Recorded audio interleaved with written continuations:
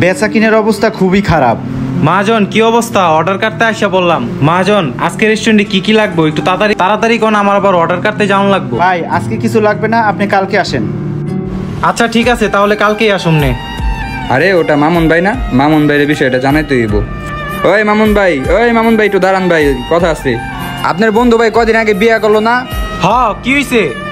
আপনার বন্ধুর বউরে দেখলাম আরেকজনের লগে আঙ্গ রেস্টুরেন্টে বইয়া রইছে। কি কও সত্য? এই উপরে ভাই যা দেখেন ভাই।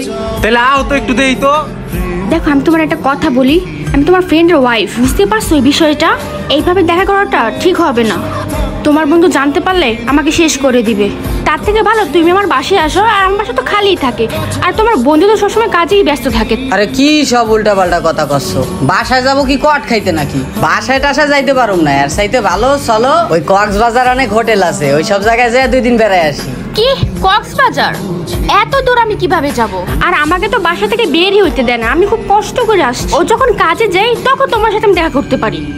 সত্যি তো, রাসেলের বউ জীবনের লগে এদিকে। ছি ছি ছি ছি ছি। ওই চল চল চল, রাসেল এই বিষয়টা জানাই তুইব। আজকে সকাল থেকেই বৃষ্টি হইতাছে, আর বৃষ্টির জন্য কাজও হইল না, তাই তাড়াতাড়ি বাসায় চলে আসলাম। ওই রাসেল বন্ধু এদিকে আয়। কি রে বন্ধু, আজকে এত তাড়াতাড়ি কাজের থেকে আয় পড়লি? বন্ধু কাজ কাম নাই তো, বৃষ্টি বাদলের লেগে কাজ কাম হয় নাই, এর লেগে একটু তাড়াতাড়ি আয়া পড়লাম। তা তোর কি অবস্থা? তুই হেনে দাঁড়া কি করস? এই তো বন্ধু একটু ফেরিঘাটে আসলাম হাওয়া বাতাস খাইতে। ও আচ্ছা। বন্ধু একটা কথা কইতাম, মাইন্ড করিস না। কি কথা বন্ধু? মাইন্ড করুম কি লিগা ক?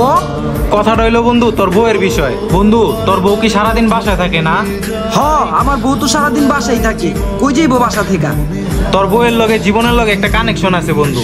কি কস বেটা, জীবনের লগে কানেকশন আছে মানে? বন্ধু আমি জানতাম তুই বিশ্বাস করবি না, তোর বউরে রেস্টুরেন্টের ভিতরে দেখলাম জীবনের লগে। আমি আজকেও দেখলাম তোর বউরে জীবনের সাথে রেস্টুরেন্টের ভিতরে। বন্ধু তোর বউটা আছে না পরকিয়া করে। কি কস বন্ধু তুই এগুলা? কাজের থেকে আইসা যদি এই সমস্ত কথা শুনি মাথা আর ঠিক থাকে?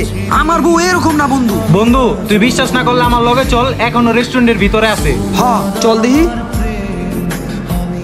বন্ধু তুই তো আমার কথা বিশ্বাস করলি না, ওই দেখ নিজের চোখ দেই দেখ। ছাড় বন্ধু, ওরে অহনি ধরুম। বন্ধু এই রেস্টুরেন্টের ভিতরে সিন ক্রিয়েট করিস না, তোরই তো বউ লাগে। আমার বউ যে এমন কাজ করতো আমি ভাবতেই পারি নাই কা। রাখ, ওর একটা কল দেই।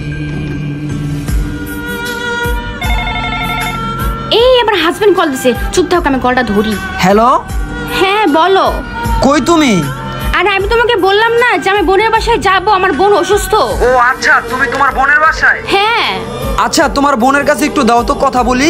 আমার বোন তো আশ্রমে গেছে, আর তুমি আমার বোনের সাথে কেন কথা বলবা? তুমি কি আমাকে সন্দেহ করতেছো? না না না না, সন্দেহ করি না, তোমাকে সন্দেহ করবো কেন? আচ্ছা ঠিক আছে।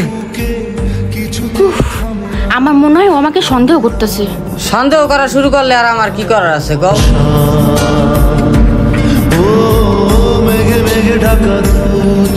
আমার বউর চরিত্র এরকম আমি মানতেই পারতাছি না, নিজেরে মানাইতেই পারতাছি। দেখলেই তো কিভাবে মিথ্যা কথা বললো আমার চোখের সামনে।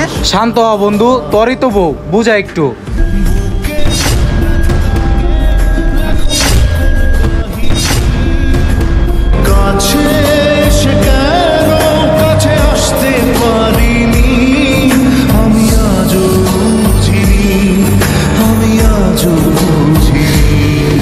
এইরকম পরকীয়া প্রেমে লিপ্ত হয়ে নষ্ট হয়ে যাচ্ছে হাজারো মানুষের সুখের সংসার। বর্তমান সমাজে এমন মেয়ে অনেক আছে যারা কিনা স্বামীর সুখের সংসার রেখে তারা মনে করে পরকীয়ায় মিলবে সুখ। তো এরকম কাজ থেকে বিরত থাকুন, আর এই ভিডিওটা বেশি বেশি করে শেয়ার করে দেন, যাতে এই ভিডিওটা দেখে মানুষ কিছুটা শিখতে পারে।